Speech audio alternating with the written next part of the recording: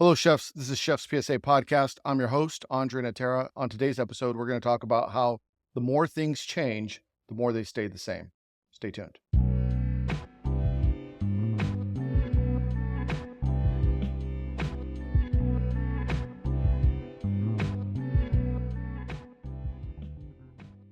Now, before we get into it, here's a quick update. If you only listen to this podcast and you don't follow on social, go follow on social media right now. I've started a Facebook page. I'm on X, Instagram, TikTok, now on YouTube if you're listening on Spotify, and also on Spotify if you're watching on YouTube. Go to chefspsa.com where you can get all the books that I've written, including the free ebooks, Culinary Leadership Fundamentals, Kitchen Art of War, Bad Sue, Good Chef, Line Cook Survival Manual, and How Not to Be the Biggest Idiot in the Kitchen, as well as a culinary journal. I think the PSA I put up today was talking about making sure you write shit down and how everyone needs a journal and keep good journals, right? I wish I had kept a lot of my journals when I was younger. Anyway, I have a very nice journal for chefs. Go get it. Show some support to the show. And of course, I have some wonderful merch, including a t-shirt that's for kitchen karate, all farm to table, a hoodie for sucker-free kitchens, water bottles for cooks and chefs, mugs. Anyway, there's a lot on there at chefspsa.com. Go check it out and find the right thing for you. It helps support the show, goes a long way, and it allows me to continue to bring content to you weekly. The other thing is I was talking to some chefs this week, and I discovered that there's a game that a lot of chefs are playing. And apparently I say we digress a lot, which I do. I'm well aware. And the game is every time I say we digress, you all are taking a shot. I didn't realize that was a game, but now that I know it's a game, make sure you have your shots ready. And if I lost my train of thought earlier, what I was going to say is make sure you follow on Instagram. Every Sunday, I do a Chef's PSA Q&A, Cigar Sunday. Shout out to Escobar Cigars, where I answer questions. It's a short time, so I got about 30 seconds to answer questions. But if you have questions, that's the best place to direct them towards me. I'm recording this on a Wednesday. The podcast is usually released on a Thursday. And I think the Michelin Awards are going on. I just saw that Smith in Chicago is the newest 3 Michelin star restaurant. Shout out to those guys. Great restaurant. I've never been, but I've often wanted to go, and it's been a big inspiration for me as a chef to look at their food and see all the cool things that they're doing. So congratulations to the team at Smith on your 3 Michelin stars. Now, I've done a few podcasts where I talk about how the times are changing in the industry, which sparked an interesting conversation between me and a group of chefs the other day about how things haven't changed at all, that the more things change, the more they stay the same, and how food trends and style trends may change, but the dynamic in the kitchen hasn't changed, because the big elephant in the room is we're still dealing with people. And even though the food has evolved, besides technology, people haven't really evolved, and we're still dealing with human nature and human emotions throughout the kitchen. It's a lot of the premise on some of the books that I've written, Kitchen Art of War and Bad Sue, Good Chef. The same things that are written in that book would have applied 50 years ago, 70 years ago, today, and most likely 20 years from now and 30 years from now and so on. So today I want to talk about some of the things that are unique to the kitchen that I don't see changing anytime soon. This is the industry that we've selected. We volunteered to become chefs and cooks. Weren't forced. There's plenty of other jobs out there. This is what we chose out of passion, or maybe just out of not knowing what else to do, or we kind of fell into it. But nonetheless, this is the career path that we're on as chefs. And I think what's shocking to most people when they become cooks and chefs, the first thing that shocks people is the amount of work that goes into working in a kitchen. I was shocked when I became a chef at the long stretches without days off, how my feet were hurting, the pace in the kitchen. And when I would talk to the older veterans, that didn't change. They experienced the same thing. Long is long. A 10-hour shift is a 10-hour shift on your feet. It doesn't matter what year it is. 10 hours on your feet is still 10 hours on your feet. And what makes our industry so unique is that even though there's technology coming in and food styles are changing, and we're getting kitchen equipment that is smart and more efficient, we're still not doing it sitting down. We're still doing it standing on our feet. There's a certain physicality that goes into being a chef that hasn't changed since the time of becoming a chef. The physical aspect is probably one of the hardest things to adjust for a new cook. Just the stresses on your body that this industry gives. It's like like you're a semi-pro athlete. There's squatting and lifting and turning and bending, and it's hot. And that hasn't changed. And I don't see that changing anytime soon. And now some of you may be saying, well, the robots are eventually going to come replace us. Well, then at that point, it's not our industry anymore. It now belongs to the Terminators. The other thing that's interesting about our business is the new people coming in. It doesn't matter what year we're talking about. When someone steps into the kitchen for the first time, there's a significant learning curve of learning the kinesthetic abilities that go with being a chef. You have to learn how to use a knife. You have to learn how to cook with a saute pan and flip. You have to learn product ID to know the difference between ingredients or what ingredients are that you've never heard of. You have to learn cooking methods when someone says, I need you to braise this or I need you to saute that. And you have to learn what needs to be braised and cooked for a long period of time and what needs to be sauteed and cooked quickly. That doesn't change. It doesn't matter what year it is, if we're talking 20 years ago or 20 years from now. The new person coming into the industry is going to have a steep learning curve. Because if we're speaking about kinesthetic ability, when you're learning how to use a knife, it doesn't matter how many videos you watch. You still got to use the knife to get good at it. Like I said, cooking is almost like an athletic sport. There's a big level of skill that's involved, and you got to learn it. There's no other way around it. You can't download it. You don't have a Neuralink in your brain yet. And so the fact that there's always new people coming into this industry, there's always going to be a little bit of frustration in the team or the people that have to teach the new people. Because also in this industry, along with the new people, there's veterans in the kitchen. Salty veterans that have been doing it for 10, 20, 30 years that are stuck in their ways, will tell you about the good old days and how they used to do it, who don't have the patience for the new cook that's coming in and doesn't know anything. And so you have polar opposites of skill set.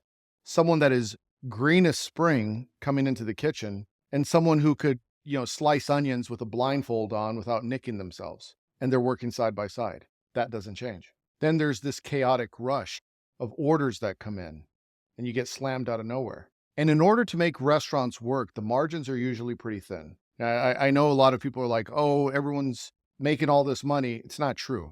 Restaurants aren't like these money printers that everyone thinks they are.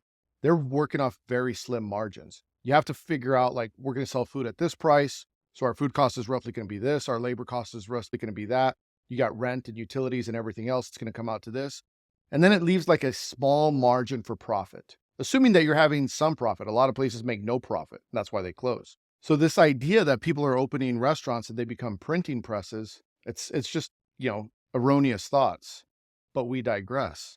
I could tell you when I started cooking 27 years ago, the margins were small. And today, the margins are still small. And so you have this financial balancing act of trying to make the restaurant work. Go back. Look at restaurants that were hot 10 years ago and count how many of them are still around. Certainly there's outliers. There's exceptions to the rule of restaurants that are iconic and last forever. But for every one of those, there's 100 that didn't. The other thing that you're dealing with restaurants, specifically right now that we're talking about money, is the person with the money who's making the decisions. Maybe they're in a position of power. Maybe they're the owner. Maybe they're just your boss, but they have opinions. And it's a strange relationship when someone's giving you money because they might be wrong, but sometimes the person that's giving you money is right simply because they're paying you, which is a tough pill to swallow for a lot of chefs and creative types because they're not necessarily smarter. But if you want that check to keep coming in, sometimes they are smarter. That doesn't change. I put up a chef's PSA post today stating who makes the best cake, the cake maker, not the person with all the ideas that runs the restaurant or the owner or the manager, or whatever the case may be. It's the chef. The chef knows most about food. It's the person that's putting all the time and effort into researching, cooking, practicing, living it, breathing it, going home, thinking about it, stressing about it, dedicating their life to it, and then being told, I have a good idea. Why don't you put this on the menu? I think it would go really well. Now, do you bite your tongue and just put it on the menu? Do you push back? Do you blow up? Do you argue with them? Do you want that check to still keep coming in? Or do they have a fragile ego? I don't know. But that doesn't change. And I've seen that throughout my career. I'm sure it's going to continue to happen. And I'm sure it happened to the previous chefs of the last generation. I have that expression that I like to say. Everyone has sex doesn't make you a porn star. Just because you like food and just because you eat and just because you barbecue on the weekends does not make you a chef. But everyone thinks that because they do a little bit of it. Let me tell you, if you're not a chef and you happen to be listening to this and you make a good casserole and people are like, you should open up a restaurant, don't. Don't go spend all your money because you have a good casserole. Go work in a kitchen and understand what being a chef really is. It's hard. That doesn't change. Human nature also doesn't change. In every kitchen, there's that one person that's a jerk. There's that one chef that lets power get to their head and gets the overinflated ego. There's that one person that's very kind. There's the person that steals. There's that person that always calls off. There's that person that disappears when it's time to clean because they don't like hard work. There's that server that pockets the tickets. There's the server that always forgets to put the order in complete and then comes in and says, "Can you add this to the table? I forgot." There's that one person that's just a badass cook on the line and everyone looks up to and respects. There's that one cook that ruins service every time and gets in the weeds, and you always have to bail them out, and they just don't get it. There's good people and there's bad people in every single kitchen. There's people that you love, and they become like family, and you remain in great relationships with them for years.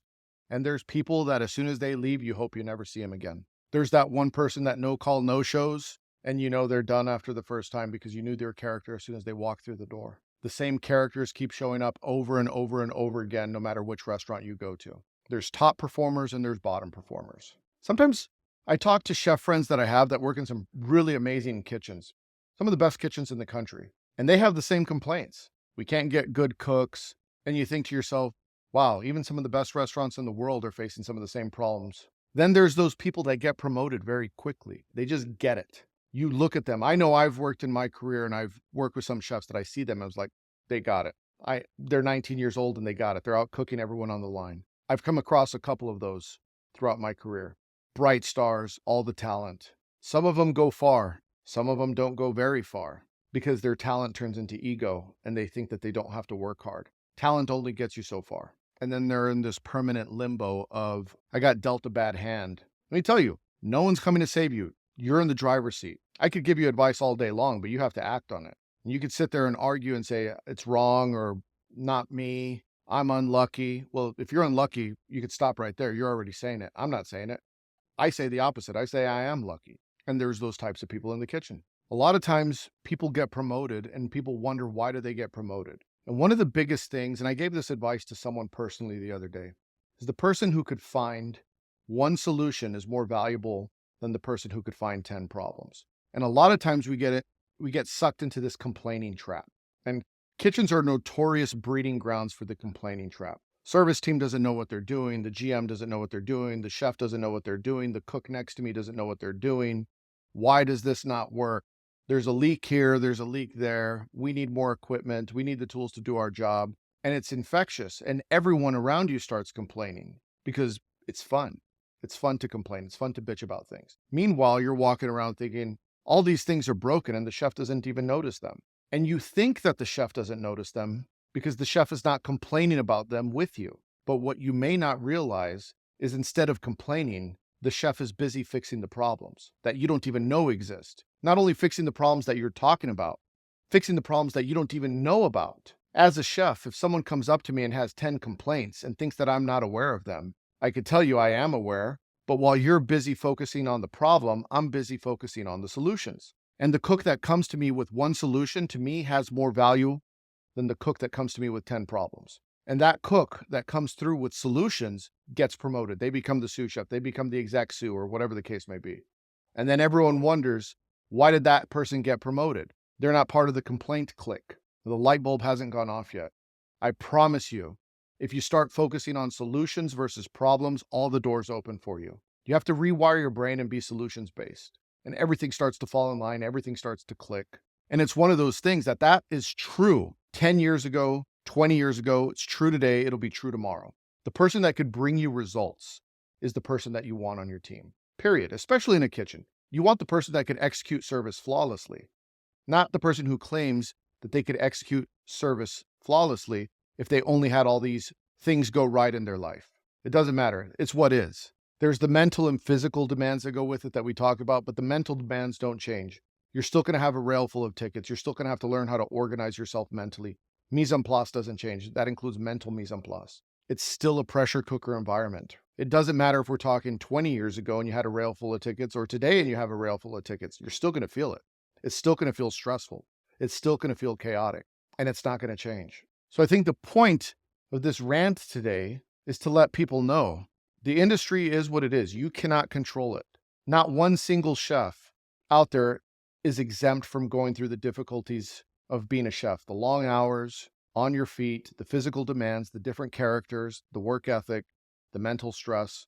It's all coming. But this is the life that you've chosen. And you have the opportunity to get better and embrace the difficulty, because there is a tipping point eventually when hard days become easy, when you don't know how to use a knife because your hands tremble, and then all of a sudden you do, and you're the fastest cook, and you could organize all the tickets in your head, and they could throw anything at you and you don't seem phased, and you're calm under pressure, your hands don't shake, and you get it, and you find solutions, and you get promoted, and you love it. And this is one of the few industries that can get someone new, an outsider that doesn't fit in anywhere else, and they could come into a kitchen and find a family where they didn't have one before. And they could come in weak and shy, and then after some time in the kitchen, they could become confident and skilled and make beautiful food and impress people and feed people. And no matter how the times change, you're still eating and you're still hungry. And the second that we stop eating, well, that's a whole other story. Embrace the grind, find the solutions, be the solutions-based person,